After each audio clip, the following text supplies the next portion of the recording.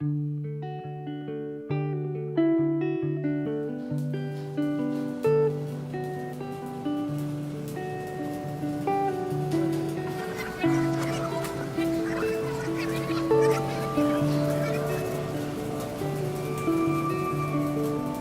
been on the project, we've been working with the SS Columbia project for, I guess, just a little over a year. When we started talking to volunteers in Detroit and some of the people who had been involved with the project in prior years with prior owners, they were adamant that the boat was in great shape, the hull was in great shape, the paint was still intact, that we really had no worries. But that's not actually what we found. Yeah. When I fixed the hole in the side of the boat, I told you it wasn't as good as they were telling us. So what we found is significant zebra mussel growth. It was really, a week or more to get all the stuff off so we could even get a good enough view to assess the hull. And then what we found is significant rot.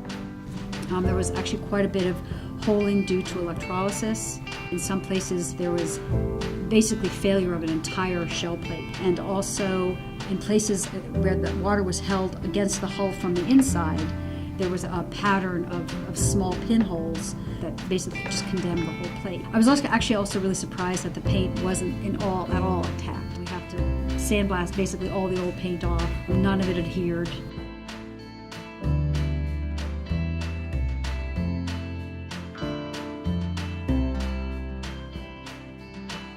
Some boats you walk on, you step on, you're like, this boat's done. It just, there's nothing there. And even looking her roughest and essentially uncared for, or not significantly cared for, and actually, worse than neglected, like these really bad decisions. Even so, the minute I stepped on the boat, I was like, wow, she's still got it in her. One of the comments from one of the Coast Guard guys, and I totally agree. He goes, "It looks like the stern of the Nautilus, from Captain Nemo." And because it has a lot of style. The shape of the hull is like the shape of a woman. It looks like that, Nowadays, everything's square and straight.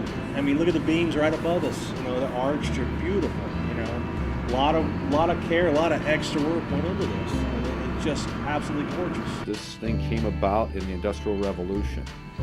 It was a time when America was designing, building, and doing some of the greatest things on the face of the earth. And so seeing this thing restored is a neat thing for all of us. You can see that there was a human involved designing it for use by humans. It wasn't just, a guy sitting at a desk drawing some things up, an owner saying, okay, put that on for as cheaply as possible. I mean, it was really about the entire experience. And when you look at photos, of the people using the boat, it's all different kinds of people. So they were very careful with the design to make it doesn't make you feel like you're not welcome. It's not like so fancy that you're thinking, oh, I better not touch something. It's more welcoming, but it's also really large open spaces. So there's a lot of interaction with a lot of people. It's not cramped little spaces and everybody kind of sitting in their own little chair. I mean, the deck chairs on this were just loose chairs. Do you see that on boats anymore? You do not. You see plastic seats all lined up, and you're lined up in these like rows. Well, people don't function in rows. People function in groups. There's a case you're trying to walk from here to here. There's a guy saying, excuse me. You strike up a conversation, and that's what makes the boat ride. Not just sitting there placidly watching the scenery go by. It's a community activity. They're away from the electric boxes. They're away from the demands at work. They're with their family or friends or whatever. It just opens up the experience. And when we get it restored, it's a complete experience that you're stepping into.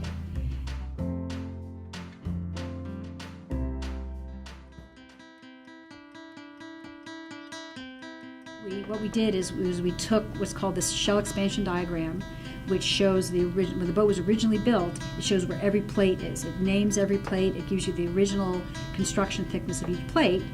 So we have these two diagrams, and we walked from plate to plate, recorded the readings on it, identified the plate that the ultrasound showed was too thin, below the threshold.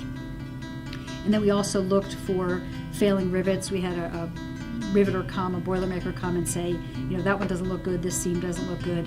And we put all that information together on one chart so that, we can take it down to the shipyard guys. We basically unroll this chart and we have it color-coded. Red, for sure we have to replace before we even get to leave the dock. Green is should be replaced, needs to be replaced prior to our certification as an inspected passenger vessel. When I presented that to the board, I laid out the scenarios and the expected cost for each of them, and to their great credit, they decided to go for replacing the red plate and the green plate. We're spending more time with this vessel and the owners than we would on a normal ship, trying to help out. Okay, the regulatory standards that we are using today are obviously a lot different than when the vessel was constructed. And with that, it's not always going to be able to be repaired completely to a standard or close to what we use today. So we have to kind of work back and forth. It's a give and take relationship. We will have the vessel meeting a standard that is acceptable, but we're spending more time than we normally do, only to help out, to kind of as a guiding process. Our hope is to phase it so that after every kind of significant bit of work, we'll be able to introduce more public programming aboard the boat, or at least public access. So the first focus will be on cleaning up the main deck so that we can have people on, because it doesn't really do us any good to have this boat that you're looking at from afar. We want to have people on, because it's different to look at a boat than actually be on a boat. But I really do like the idea of making it a public process. And as we go through, right now the general idea is to restore the boat the way she was when she was running in service to Balboa Island on the Detroit River. We want to keep the space flexible while still remaining true to the identity of the boat.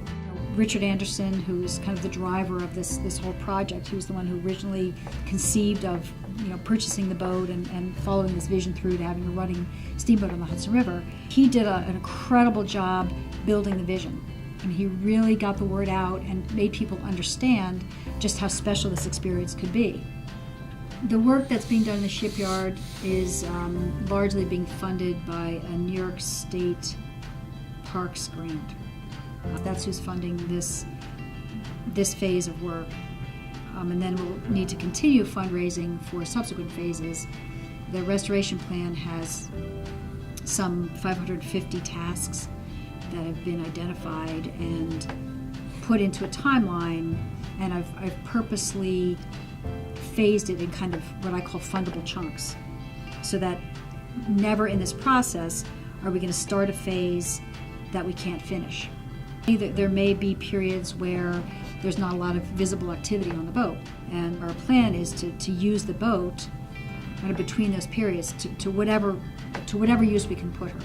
It's going to be a long time before we have school kids on and give tours, and for the first couple of years it's quite possible that people come on and can have limited activities on the main deck but can't go higher than that, either because repairs are going on or because the repairs haven't started and it's just not safe to go up there. We're already thinking ahead to when we're going to operate the boat. Maybe 5-10 years from now that we even need to deal with that, but it's helping us immeasurably to be able to anticipate kind of the needs that we have and the expected uses of the boat and that kind of thing. And we'd like to keep the spaces flexible enough so that it's all different kinds of people can appreciate it. The people who are really interested in the industrial history of the river, they'll see what they see. The people who are interested in the more kind of vacationing, going up to the Catskills, they'll see what they see. People who just want to go out for a boat ride, they'll be able to have that experience as well. And I think there's a lot of demand for that.